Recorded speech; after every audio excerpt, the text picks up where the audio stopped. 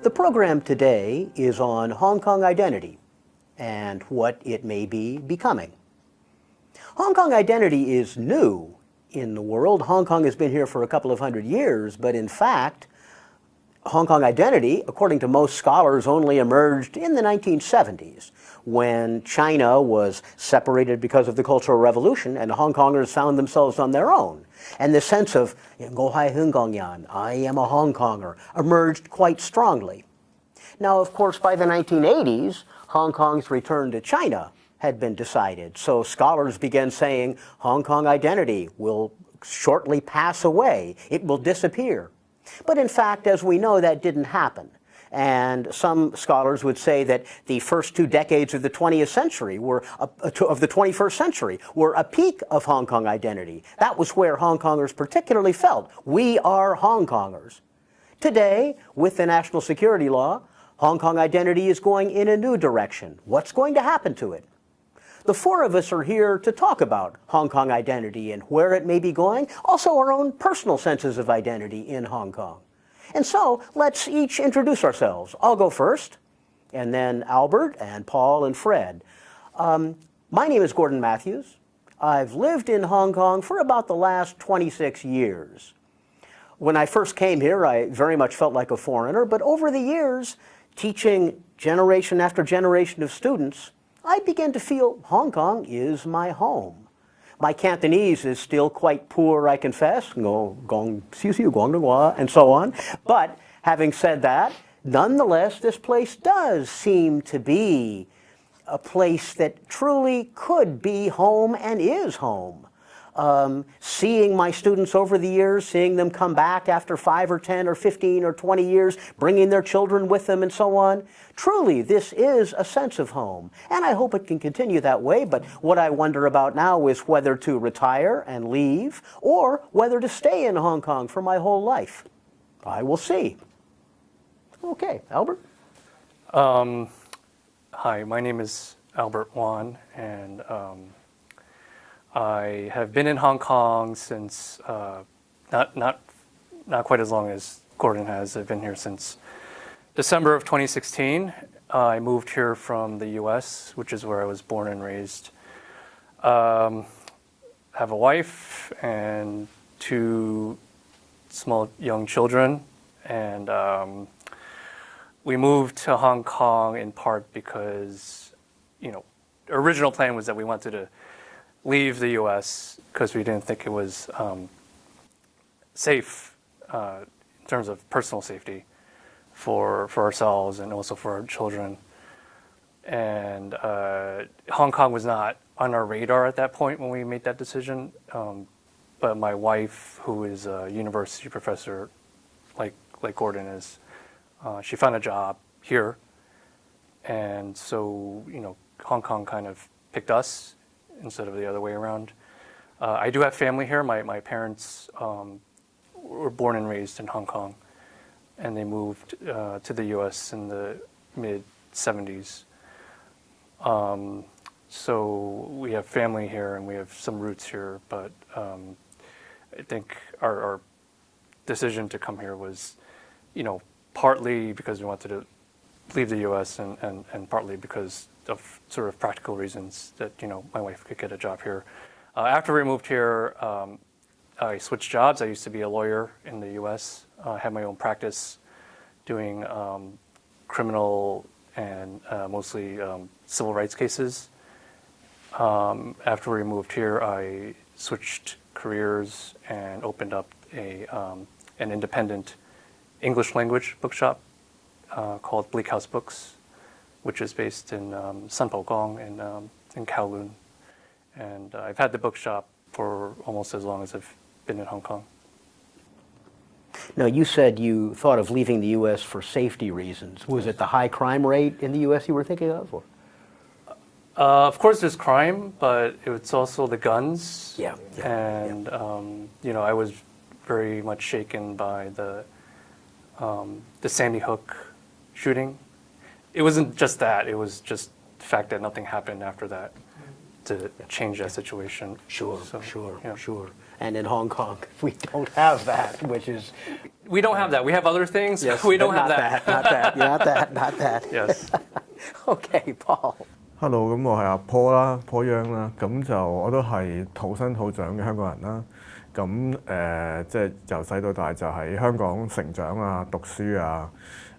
我嘅大學生涯都係即係中文大學啦，即係所以其實我對即係香港啦或者即係個 language 都係比較係廣東話為主啦。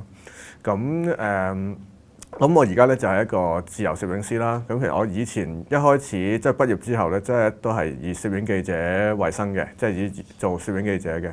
咁所以大家可能會見到後邊有一啲相就係我影啦。譬如呢個係酒展啦，咁就係即係影一啲人做一啲 wine tasting 嘅 game 啦。But somehow I don't know why they can see me taking picture of them. So he makes the gesture like this to the photograph.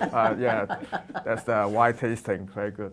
Yeah, these are both very funny when you look at it. Yeah, it didn't occur to me with this, but yes, exactly. When you're blindfolded, that's a very interesting shot. Yeah, that's it. So I like it. And this is Anson Lo. It's a very hot star now because it's a pop band called the Mirror. Yeah, you know. So Anson Lo is everywhere, and there's two policemen. To control the order, control the audience, not too close because it's a bus. Actually, it's, some fans of Anson Lo buy the advertisement on the bus. So that's lovely because I like the contrast, the police with Anson Lo. Well, and a contrast too, as compared to maybe 2 years ago. You had a very different interaction. So That's it. It's really different. 咁仲有好多呢啲啦，我都好中意喺即係香港一啲好多人嘅地方去影相嘅，就係因為其實香港都係一個幾密集嘅城市，即係人口好密集。咁其實係即係其他地方可能都有，即係啲大城市都會有，但係香港因為太密集，有好多時可能喺一條街度已經係即係密集都好緊要，所以我都好中意影一啲即係喺一個 frame 裏邊好密集嘅，但係同一時間其實大家可能互不相識。然後只係擦身而過嘅一下嗰個瞬間咯。Okay, Fred。咁我係林輝阿 Fred，咁我就以前就做過一段時間嘅 NGO 啦，咁跟住我就去咗一次環遊世界，咁跟住咧我就主要咧就係以旅行作為我嘅職業嘅，咁我係一個旅行作者啦，咁亦都開咗一間嘅旅行公司，咁搞啲旅行團啊咁樣。咁當然呢啲全部都係 Covid 之前啦。咁Covid 之後咧就因為冇嘢做啦，咁咧就卒之就開咗一間，即係最近咧開咗一間嘅餐廳，咁就係有啲旅行主題同民族風嘅一間餐廳。咁就希望即係當大家去唔到旅行都好啦，都可以將即係去喺呢間餐廳裏面可以感受到一啲即係異國嘅風情咁樣。咁係啦，咁所以即係旅行對我嚟講係一個好重要嘅身份啦，旅行者呢樣嘢係啦。So let's have some tea. Some Turkish style, actually Middle East style tea. Yeah. 你間餐廳叫咩名啊？My restaurant's called The Lonely Paisley. It's in 深水埗. And paisley is actually a pattern that is very popular in Iran and India. And Lonely Paisley, actually, the name is a little bit tribute to a very important book for travelers, for backpackers, Lonely Planet. So it's like something like that. So, yeah, please take a tea.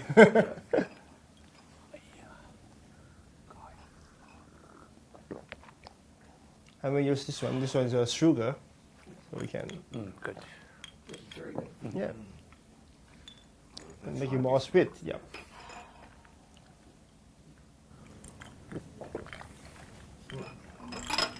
Well, thank you for the tea. Yeah. That's terrific. It's nice to have that. So I guess all of you then would be truly international Hong Kongers. And I guess the somewhat abstract question to be thought about here is, do you guys really feel that you are Hong Kongers? How important is that part of your identity? How attached are you to this place? 對於我嚟講，香港人呢個身份係一個即係由出世已經喺度嘅東西嚟。When I was traveling, I would feel that Hong Kong identity affect me a lot because I always would want people to think that okay, although I represent myself, but I also represent Hong Kong somehow. So I would like to let people know more about my place and my city. Like people always ask, "Oh, do you like Jackie Chan or something like that?" I say no. It's a really big misunderstanding.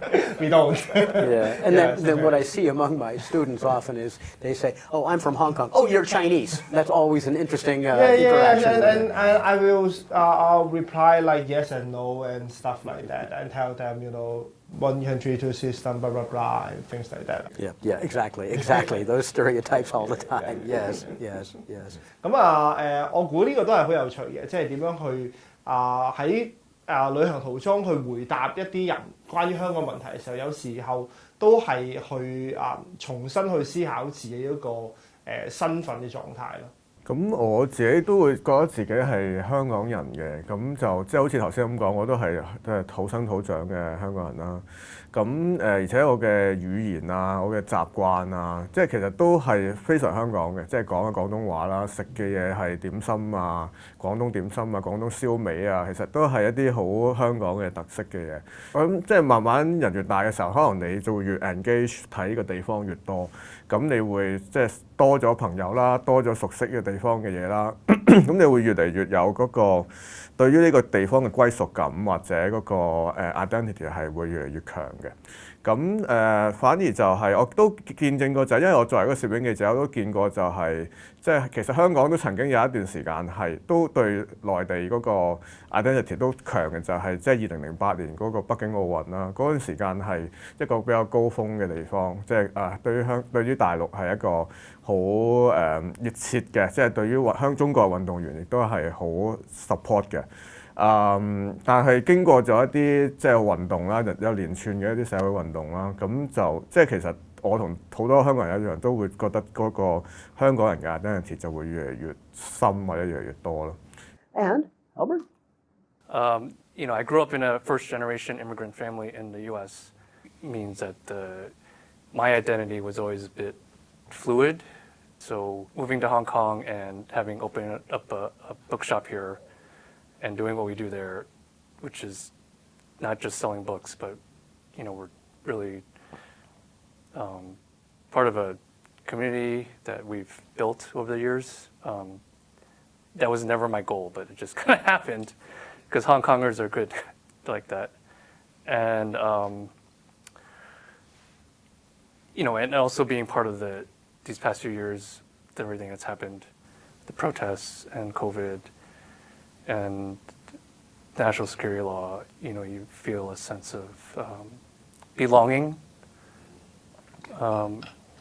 geographically and sort of demographically and socially that I probably wouldn't feel if I were living elsewhere.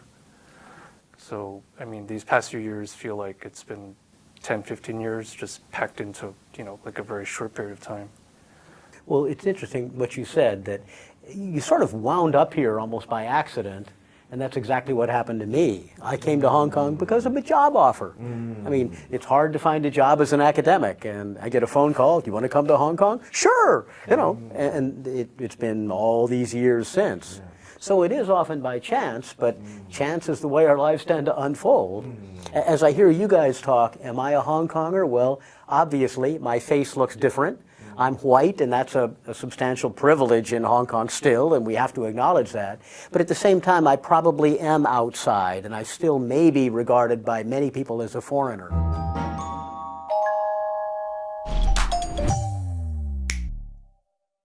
In this next section, we're going to talk about national identity and what it means.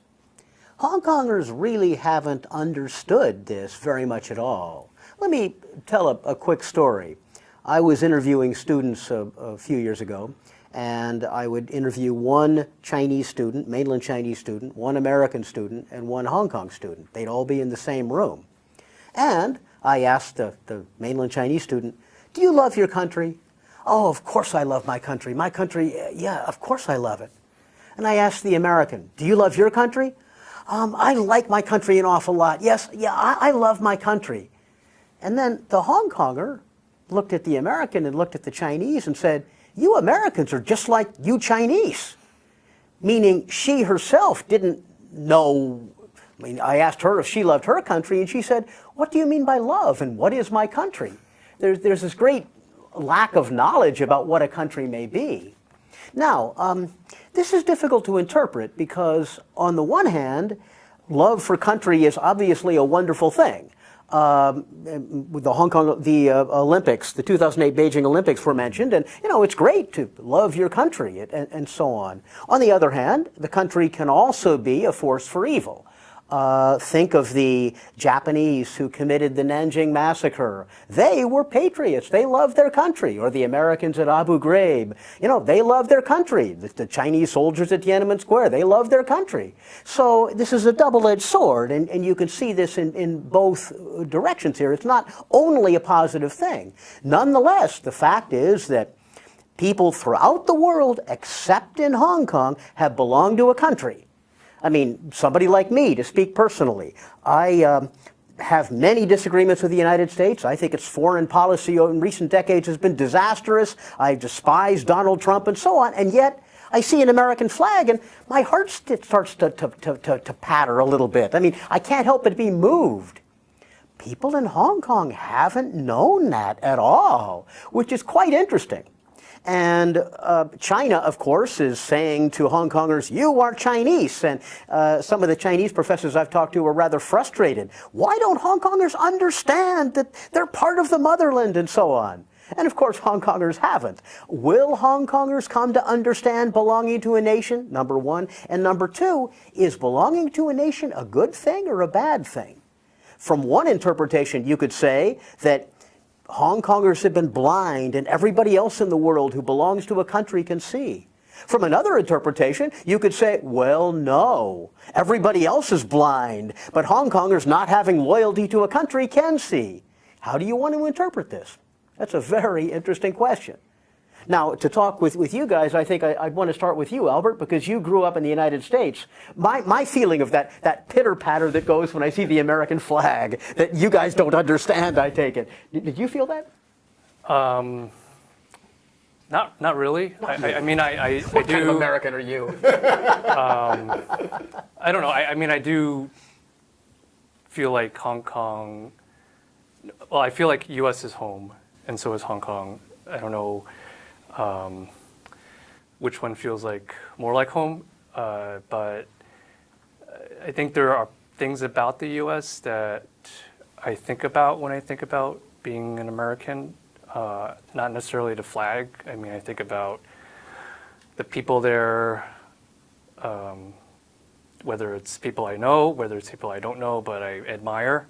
There are things about the U.S. that I think about, not necessarily sort of like patriotic crap, like, anthems, and we do learn about it in school. But, they don't really smother you with it like they're doing elsewhere. And starting here too. So. Well, it may be how we're raised. I was smothered in it. I grew up in a series of military bases, and I was definitely smothered. I mean, I didn't grow up in that environment. Yeah. But you do raise an interesting point, because a lot of people I've talked to, for example, I asked a Japanese kid, "Do you love your country?" "I love the food." I mean, that's an interesting response. So yeah. A lot of people, it is the way of life of a given society more than... I do remember, after 9/11, it hit me really hard, and so one sense of patriotism is in part driven by events. So after 9/11, everyone was super patriotic. Everyone had flags on their cars and on their windows at home. We had one on our car, and it just I wouldn't do that today. Even if, God forbid, there was something else disastrous that happened like 9/11, I probably wouldn't do that today. Well, and I want to emphasize, I never have either. Yeah. I'm not going to return to the U.S. I intend to die outside the U.S. So I want to make that clear. Nonetheless, there is that little tingling of national identity we've been raised in, and you guys probably haven't. Is there a country you belong to? Do you feel love for any country? 我諗我都係覺得自己對於一個國家嗰個感情其實係我哋可能以前都會可能再多啲，因為個原因可能我都有一啲親戚會喺內地啦，咁亦都有一啲朋友啦，因為以前我哋可能採訪或者一啲探親嘅過程都有啲朋友喺內地啦，咁亦都因為我嘅即係嫲嫲、爺爺或者係祖父母嗰輩，其實係喺內地嚟嘅，咁佢哋都有好多即係connection 鄉下，即係喺內地啦，佢哋會講潮州話啦，佢哋係潮州人啦，咁呢啲都係有一個有一個 connection 係即係同我自己本身有啲關係啦。咁但係始終就係即係可能頭先講過啦，即係一啲殖民地教育嘅時候，我哋好少講好多即係比較淡化咗即係中國嘅歷史，或者好淡化咗甚至英國歷史，佢哋其實都唔係太講。咁所以嗰個我哋嘅身份就變咗好似好集中咗喺香港呢個城市入邊，即係我哋講嘅都係香港嘅發展啊，香港嘅過去啊。亦都因為喺我成長嗰年代，其實就係即係嗰個 entertainment， 即係娛樂事業好蓬勃嘅時代，就係有好多廣東歌啊，有好多電影啊，其實嗰啲都 build up 到我哋自己香港人嘅 identity， 多過真係一個內地咁樣。咁所以我自己會覺得即係會傾向就係即係你會中意個城市多過一個大嘅國家咁樣咯。And of course, the interesting thing is, as we'll talk about a little later, you can be a New Yorker and an American too. You can be a Shanghainese and a Chinese too. In Hong Kong, it doesn't quite fit that way, but yeah. What do you think? 我覺得人係好自然咧，會對自己身處一啲嘅群組去支持啊，或者去愛護啊咁樣。例如即係你學校陸運會，你都會為你自己個班去 cheer 咁啊，聯校運動會你為咗學校 cheer 咁樣。咁呢個好正常嘅事，但係我係從來都好反對一啲對於自己嘅 group 嘅盲撐嘅行為嘅。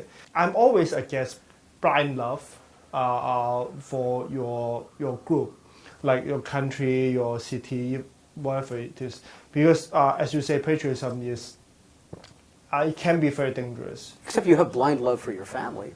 I mean, I would talk sense to them. Okay.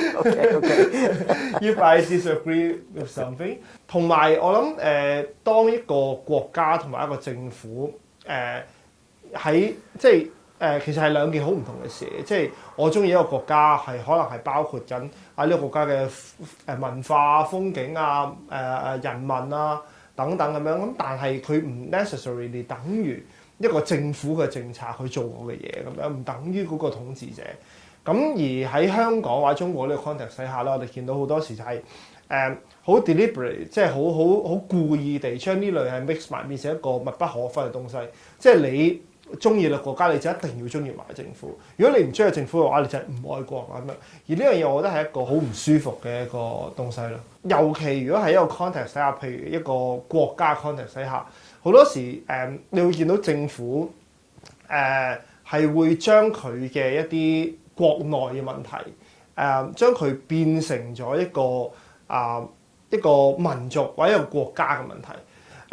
譬如你會見到好多時好多政府佢點解會講話我哋有個外來敵人，我哋面對咧，好多時就因為佢自己國家裡面有好多嘅內政問題，佢根本處理唔到，咁所以佢就將嗰個視線轉移咗去一個外在敵人，或者係將嗰個過錯就用嚟 blame someone else 咁樣。Just focus on the enemy, not focus on our own problem.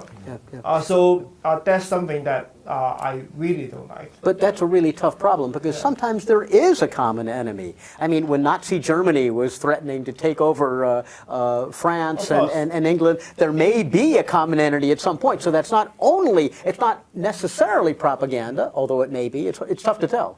It can be. I mean, like if we go back to Nazi Germany at that time, actually there were a lot of internal problems inside Germany. But Hitler took the put the blame to Jews and homosexuals and people like that, and they said, why we cannot be a very strong country because these people are here, so that if we get rid of them, then we can be a really, really great country. Yeah. Well, you're absolutely right about within Germany. What I meant more was, is there ever a just war? If your country asks you to fight a war, and sometimes there is, but how to make the judgment of what's just and what's not. So that if I was in England, for example, and the Nazis were threatening to invade, I hope I would have fought. But on the other end, I look at most of the wars my own country, the United States, has fought. No, they sure as hell have not been just wars. So it's always tough to judge. Yes. I really never thought about this question because there's no way for me to be a soldier. So it never bothered me that way. Yeah. I'm too old anyway, so yeah.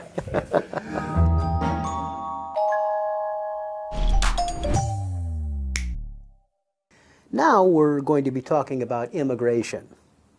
Now, there's lots in the news lately about the Hong Kongers who are leaving Hong Kong to go to Great Britain or other places, as well as immigrants coming in from China in recent years. But it's important to remember that Hong Kong has always been a city of immigration. That's what Hong Kong identity has been. As early as the 1840s, Hong Kong was famous as the portal for Chinese leaving Hong Kong to go to the U.S. for the California gold rush. In all of the decades and centuries thereafter, there were occasionally massive floods of Chinese coming into Hong Kong. Most notably in the 1940s, when many Shanghainese and others left the mainland during the Civil War and came to live in Hong Kong. During the Cultural Revolution, another flood of people coming in. And then after Tiananmen Square, many Hong Kongers leaving to go overseas to live. So what's happening now is only part of that ongoing panorama of people coming into Hong Kong and people leaving Hong Kong. This is what Hong Kong has been in its history. And I was reading recently that there's maybe 1 million people from the mainland who have come in the last 20 years to live in Hong Kong. They're new. There have also been many Hong Kongers who've left, but this has always been the ebb and flow of the Hong Kong population. Demographers can see this and understand it, but what these numbers don't tell is the personal pain that people go through, because they've been in this city, and very often there are things they deeply love about this city of Hong Kong. And that's what I want to talk about now.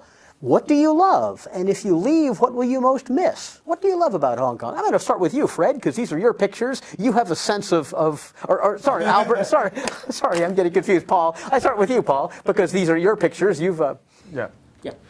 There's many things I miss in Hong Kong. 我如果自己中意嘅話，喺香港就係會中意有時去影一啲好多人嘅地方，因為嗰啲多人嘅地方就係即係喺香港係好特殊嘅，有時係即係你咩情況都好多人嘅。你去啲茶餐廳啊，你去啲街啊，其實你都會好多人。咁好多即係所謂搭台啦，即係香港其實你好。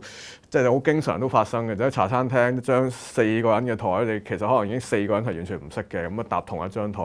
咁但係我都好中意呢啲場景嘅，所以我本身就唔係咁中意話，即係喺生活係好多人嘅地方，我都比較中意靜嘅。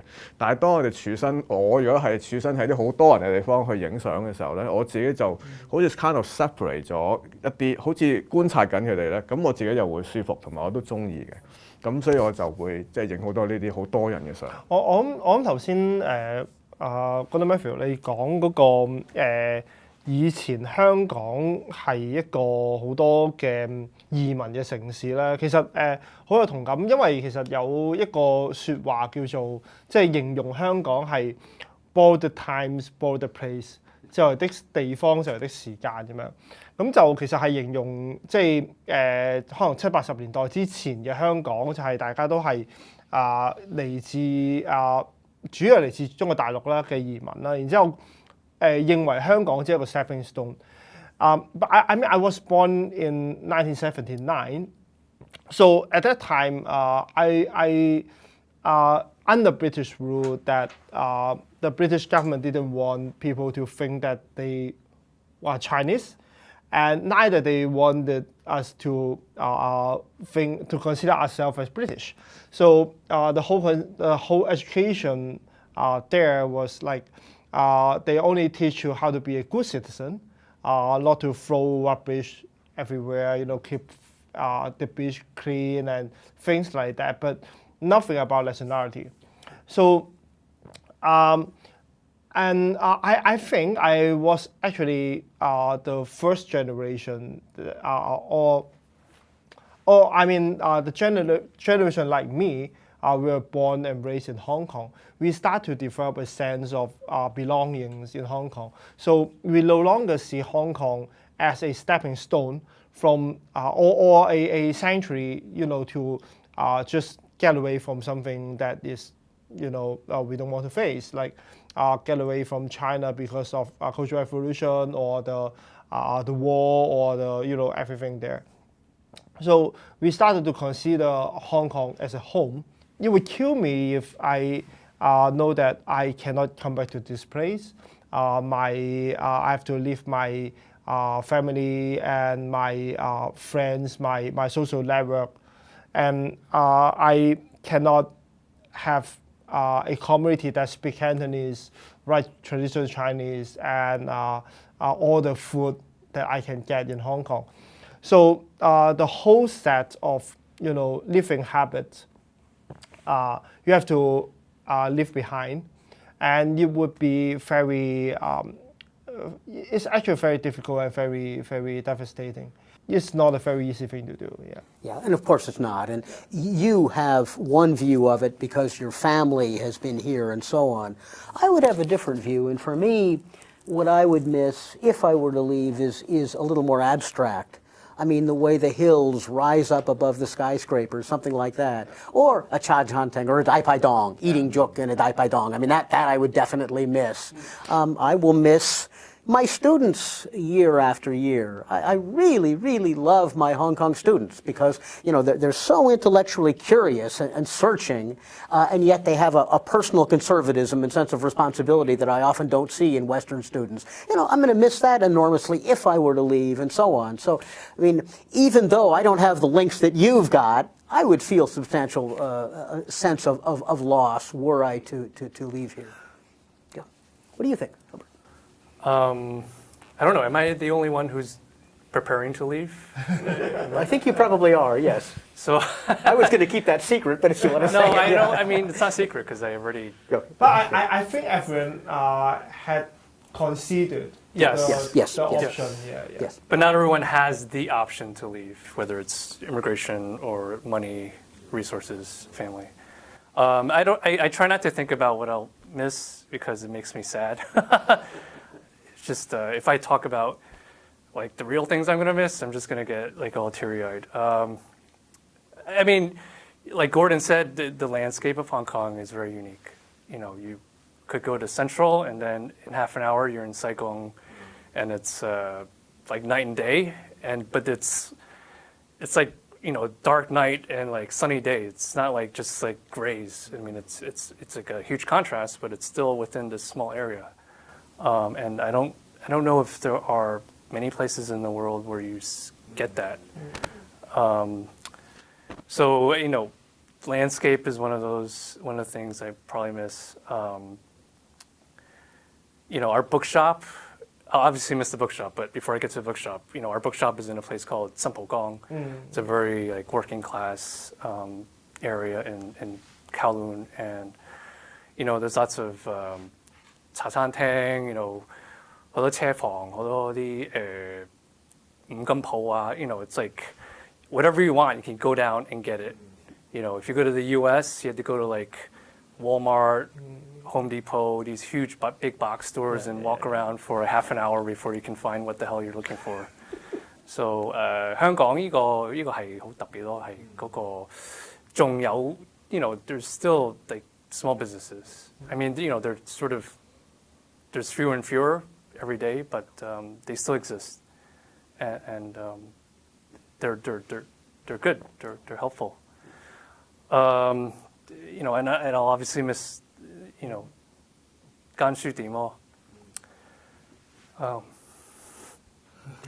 Well, you mentioned that. I'm in a Chongqing Daiha. I'm going to miss Chungking Mansions. That's the place I truly would miss, and I wouldn't find that anywhere else in the world. I'll miss the bookshop and 唔係單止嗰個實體嗰個書店咯，但係啲讀者同埋啲店員，因為我哋喺香港就 we don't have much family, and a lot of people I've met in Hong Kong have been through the bookshop. 咁我就覺得啲讀者係我哋都一個 family 咯，所以就我 miss them。And I mean, Okay. it would be very difficult to leave the relationship behind. I mean, yeah, that's that would be most the hardest part. I of it. feel like we're making you sad. I don't want to bring No, this I've been up. sad for a long time, so it's this is just another part of this No. wave of sadness. But on the other hand, I mean, I can fully understand why people leave Hong Kong, even though they love Hong Kong a lot. Because even though those without immediate danger, and I mean, I don't have a kid, but even if I can imagine if I had a kid, I will ask myself what kind of education I would like him or her to have, and then. Obviously, Hong Kong is not something that I would prefer if I have a choice. I mean, yeah. 即係我最近都會見到，即係我有好多朋友離開啦。咁呢一兩年都係即係間中都會有啲同朋友離開。咁即係我都有做一啲即係。我而家做緊一啲好細嘅 project，即係可能係同佢哋傾偈啦，跟住可能影響佢哋間屋，可能佢哋 pack 好晒啲箱啊，即係離開咗之後搬走晒啲嘢嗰間空屋啊咁樣。咁我哋傾偈裏邊，通常第一個原因都係為咗佢哋細路仔離開啦，教育嘅問題啦。有啲可能其實佢哋一早即係已經諗住都想離開㗎啦，因為本身香港教育制度都係有佢嘅問題喺度。咁但係即係要去到行得到嗰一步，其實就係好多時就係最近嗰個政治嘅環境啦。咁所以即係我覺得佢哋係好多 struggle 喺裏邊嘅，即係好多唔捨得屋企人啦，唔捨得好多香港嘅關係啦。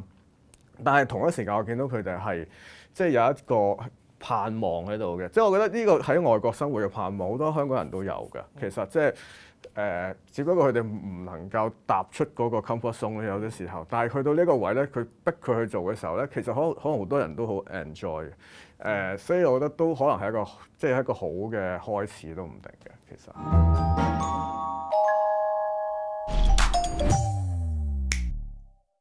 So the final substantive question we're going to look at today is what's going to happen to Hong Kong identity now?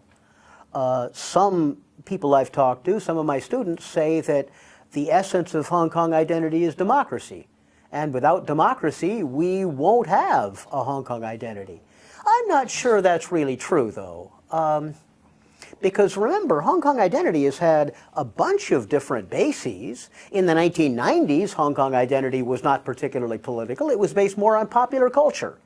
Wong Kar-wai's movies, for example, Anita Mui's singing, Leon Lai, the kings of Cantopop, and so on. Now we have Anson Lo in your picture here, Paul. Yeah. So who knows? That could be one basis. There could be other bases, too. Many young Hong Kongers I know are working very hard in NGOs now to try and do anything to lessen the income gap and lessen the terrible housing that people in subdivided flats may have to suffer from. Others are deeply involved in the natural world, in country parks or whatever, at various aspects of that. So the point is that identity can be found other than in the political alone. I think that Hong Kong identity in the last 20 or so years has indeed been based in protest. Hong Kong has been a culture of protest.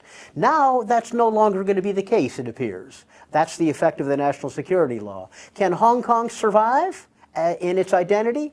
Some people say that I talk to, well, it can survive but only overseas. For example, in the UK, in London, or in Melbourne, or in Vancouver, or Taiwan, exactly. That's one common statement that people have. I myself am a little more optimistic in nature. The worst time Hong Kong has had in the last century was certainly not 2019. No, it was 1942. When you had the Japanese pulling out the fingernails of people who were engaged in guerrilla warfare in Victoria Prison. I mean, this kind of thing is what went on. We have certainly had turmoil in the last several years, but nonetheless, I am cautiously optimistic that Hong Kong can indeed go on. And it can go on because I think identity can be found not only in the level of the political, but also in the daily life that we talked about, the things we talked about that we're going to be missing in Hong Kong. What do you guys think? 我諗一個群組嘅身份咧，佢喺under suppression 情況，即係喺一個被壓迫嘅情況之下咧，佢會變得更加強嘅。即係最正常嘅例子或者最常嘅例子就係打仗嘅時候啦。打仗嘅時候，大家嗰個身份都會好強。衝突嘅時候就一定會係咁樣。咁但係調翻轉，可能如果你好和平嘅時間啊，好打到好自由嘅時間啊，反而呢種嘅身份未必會咁強咁樣。咁香港而家有一個咩情況咧？咁我估好多人會覺得香港人而家就係一種被 suppress 嘅情況啦，被壓抑嘅情況啦咁樣。咁反而可能喺呢種情況底下，香港人嗰個身份嘅存在咧，其實反而會有一種更加強嘅存在動力。可能嗰種表達嘅方法同以前唔同啦，即係正如你咁講，唔一定係或者好有可能唔再係好多人嘅上街遊行啊、示威集會啊，未必係呢種。可能大家而家講嘢嘅時候都會有一種擔心啊，到底我咁講會唔會犯國安法咧？即係會有一種咁擔心。咁但係喺人同人之間 interaction， 其實我哋仍然可以見到嗰種對於香港好深嘅愛啦，同埋一種對於香港嘅我哋一路以嚟生活方式嘅一種堅持。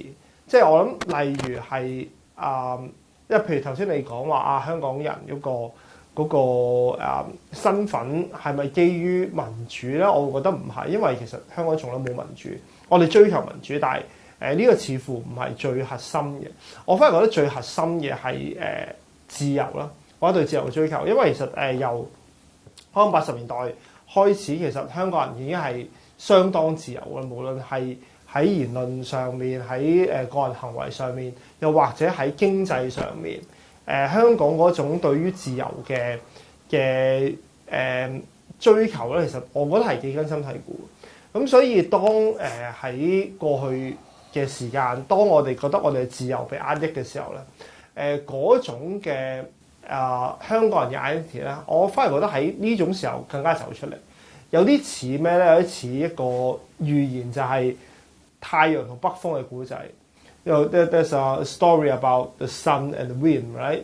So, if you want a man to take off his coat, it's better to hit him up with the sun, but not blow. But the stronger you blow, you'll hold on to that coat. So I think the Hong Kong identities have been something like that for the past 20 years when the Chinese government tried very hard to impose a lot of things, a lot of, politically or on education or on business, to impose their power to Hong Kong, to make Hong Kong people love the country. So the more they did it, the stronger Hong Kong people hold on to the Hong Kong identity. They don't want to change. They don't want to be something else. They want to be, we have been like this, so we would like to keep it that way. So I I think that's actually why I said like identity will be stronger under suppression. When you feel your identity is in danger, then you would hold on to it stronger. I tend to agree with you, but then the real question is, Hong Kong has returned to China. Yeah. It's going to become more and more like the mainland, and there is a lesser degree of freedom of expression on the mainland. So it's a question of whether Hong Kong can still continue to have that air pocket enabling that greater freedom. We'll see what happens. We don't yet know what's going to be happening. I'm not sure this is too optimistic for me. It is optimistic. 咁就因為個問題係有啲就係我哋呢一代可能係嘅，因為我哋真係經歷過個轉變咧，即係通常我諗經歷過轉變嘅人都會覺得即係曾經係咁，而家即係真係有個好大嘅轉變。咁你就會覺得需要反抗啊，或者你要堅持一啲嘢。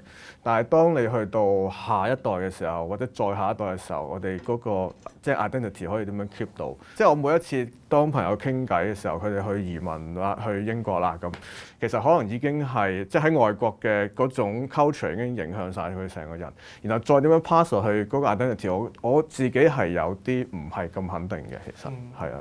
咁因為我哋覺得就係即係我會問翻轉頭，就係我哋嗰個 value 係啲乜嘢咯？即係如果香港人我哋有個 identity， 咁我哋個價值嗰個 core value 係啲乜？如果你話好似猶太人咁，可能佢就有即係一個宗教嘅係啦語言啊宗教啊咁樣，但係香港嗰個價值喺邊度咧？然後點樣去傳承落去咧？ I agree. We don't know. And, especially because it looks like that next generation will indeed be learning in a way more congruent with what they teach in the mainland, and what's that going to mean for Hong Kong identity? That's going to be an interesting question. And if, for example, Hong Kongers have a sense of national identity like Shanghainese, could that still be a Hong Kong identity or not? That's an interesting question that, is obviously going to have to be faced as time goes on. 有啲經驗就係我曾經喺英國讀書嘅時候，有啲台灣朋友嘅，你會見到佢哋對於台灣呢個 identity， 佢哋都係好想去即係外售嘅，即係佢哋好想知，我係台灣設計師，我就喺台灣搞好多展覽，即係好 proud of 呢件事嘅。即係我諗香港得唔得咧咁樣 ？I'm not sure. Yeah. Well, I think people have already been doing it to a significant degree. I mean, Hong Kong has indeed been known. So hopefully that will indeed continue.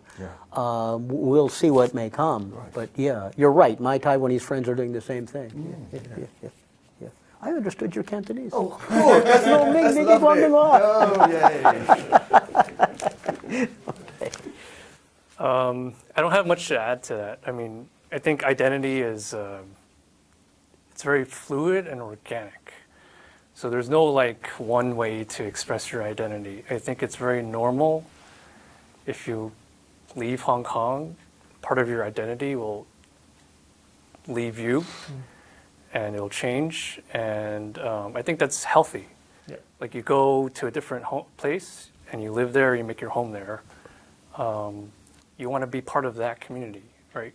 Obviously, you're going to bring a part of you along to sort of you're not going to shed your entire identity, whatever that might be, but you want to be a part of the place where you're living and working. So, and that's a way to spread the Hong Kong culture or way of life, which is just being kind of who you were being before in some ways, and doing things that the way you did it in Hong Kong, which, like I'm working here, and it's actually, I enjoy working here because they make it easy. Everyone makes it easy. Everyone wants to work. Everyone wants to get shit done. So people try to make it easy to get stuff done. There's no one's saying, oh, you got to do this, and then I'll talk to you. Or, oh, you got to pay me this first before I'll talk to you. I mean, people will, there's a sense of trust and a sense of a shared mission, and it's unique here. And I think if people move to the UK, US, Canada, wherever, and they bring that with them, then that, in a way, is kind of spreading the Hong Kong way of life into other places. and people know, oh, where are you from? Oh, like, wow, you're really great to work with. I'm like, oh, I'm from Hong Kong. This is how we do things there. And people, in that way, it's very sort of subtle. You don't need to like have exhibitions. You don't need to have like come out with books or write your own book about how you felt about the protests. I mean, it's a good thing to do that, but you don't necessarily have to do that. I mean, there's lots of like mundane, everyday ways to express your Hong Kong self in other places, and you'll maintain that the way of life here.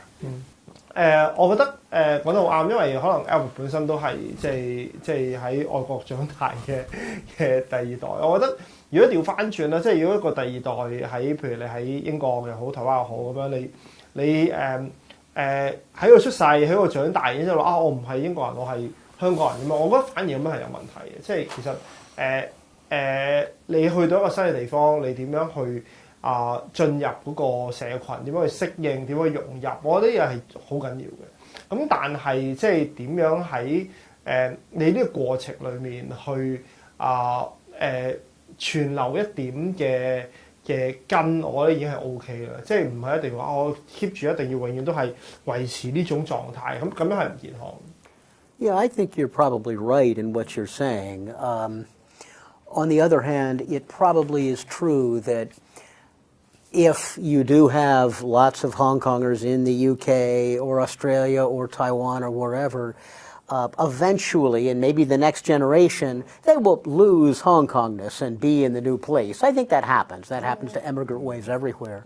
The real question for me is instead more one of what would happen to Hong Kong itself here. And that's going to be really interesting to see how it can proceed.